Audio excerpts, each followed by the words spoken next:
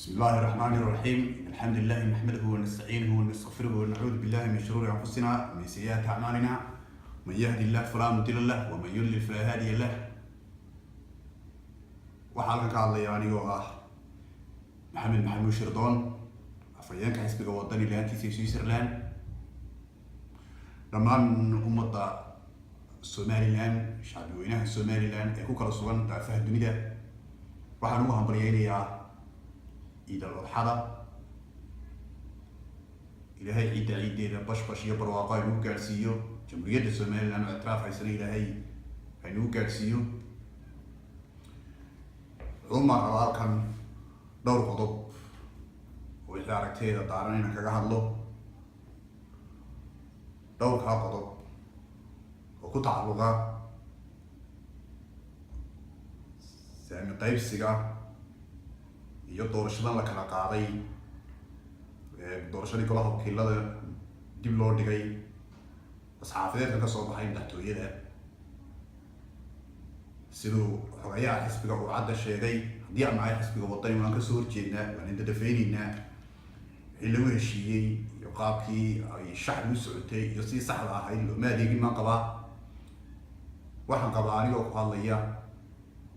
afkii xisbiga wadani laantiisa Switzerland waxaa loo baahnay waan garan karnaa doorasho la kala qaaday faa'iidada ay leedahay dhaqaalaha ku baxaya maxaa ku jaban haddii marka hore siday ahayd hadalku in mar kaliya la wada qabto sida doorashada ay hirgasho maxaa baarlamaanka dib loogu dhigayaa waxaa loo baahnay waxaan aanan marnaba aanan filayn haddii aan nahay xisbiga wadani waana ka soo horjeednaa dad مسؤولين عقل مسؤولين أنا أعرف كم شقين مر والبا حلينا هاي ذلك يا غير الشيء اللي هو أديجين اللي هو أديجو شيء وحققه وحيوم مقالة برلمان كان مقالة وكيلة اللي هو كردية وحويجي وقدني هرت مرك هربا من السلوك إنه ويجي ومحتوية ويت علي هيدا دي بي وول markii ay loo saxiixayay heshiiskan ee bulshanka baarlamaanka la marsiinayay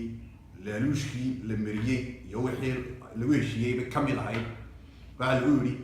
2 sano la kordhin doonaa inkoo laaluushkiina qaadanaya islaagis saxiixa heshiiskan xildhibaanayta iyo xildhibaan tirtiisa ka dhawaajiyeen waxaan meesha la keenayna dekada DB wall قندراس كو قادرين يسمى يقولوا لي سي dadkan baarlamaanka la tusay heshiiska dhabti ma ahayn heshiiska dhabti waa kaay mikay u tageen dadka xilka wadanka oo haya ay Dubai u tageen ay soo saxeen habeenkii loo taxfada lagu qabtay Green Brass Hotel heshiisku ka weeyay ma ahayn kan sidan loo dhigayo xagga laga wareejinayo markii hore warqad kaliya noqol bay ahayd noqolkaasina heshiis ma ahayn laakiin wax is afgarad xataa safrada loo oran karo waxa ay wax safgarad ku dhow ahaa marka taas baa imikana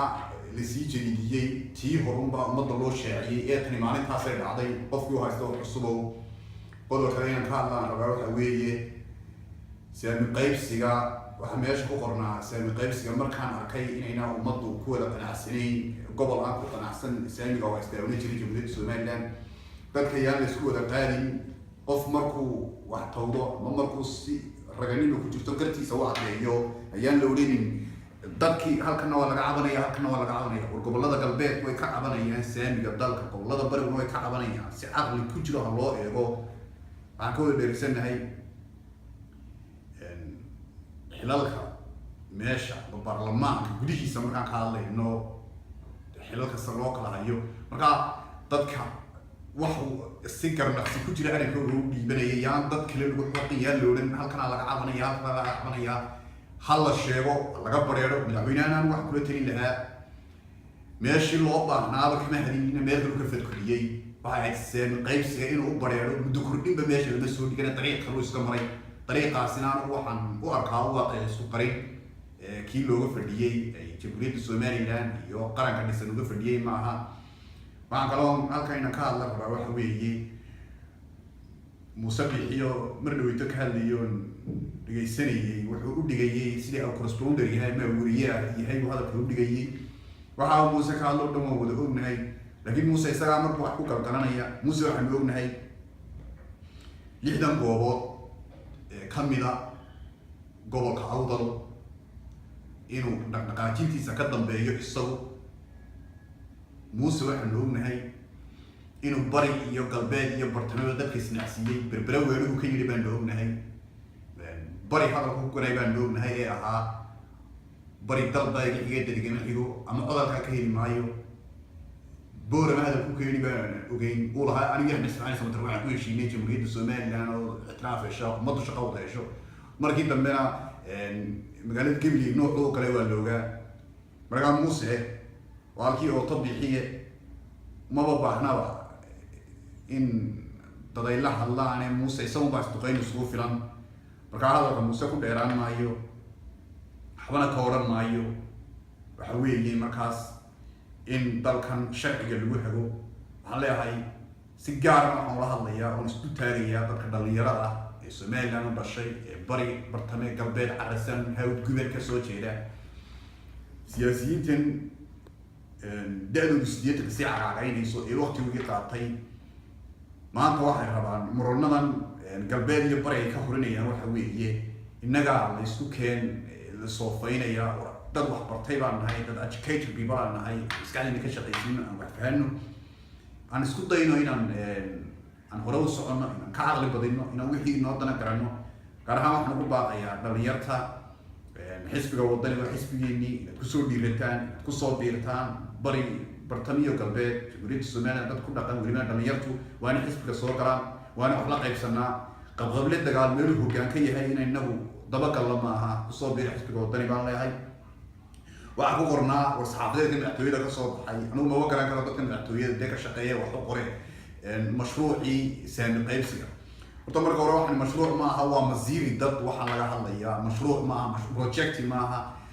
waa dhisme ama wax kale ama hay'ad waxay wadaan mashruuc leeyahay waxaan waxa weeye wixii jamhuuriyadda dimuqraadiga Soomaaliland isku keli lahaa isku hayn lahaa bari bartamaha galbeed isku soo dumin lahaa weeye ma aha mashruuc wax loogu yeero halkaasi waa waxaan laga fiirsan baa halka lagu qoray mashruucna ma aha waxani waa masiiri umadeedna in mashruuc lagu tilmaamo waan ka xumahay wax loo baahan yahayna ma aha waxaan leeyahay jamhuuriyadda Soomaaliland mar walba waxaan rajaynayaa guul iyo gobonimo guuleysano labada goorba shacabkeena barwaaqan rajaynayaa itraaf badan baan rajaynayaa horumar baan rajaynayaa dalkana bari bartamiyo galbeed baa isku duubnaano waa dalkeennii waa dadkeennii waa ummadeennii aan iska warhayno xisbiga wadanina waxaan rajaynayaa guul sanadkiisa insha Allah inaga dalka qaban doona inaga hogaamin doona السلام عليكم ورحمة الله تعالى وبركاته.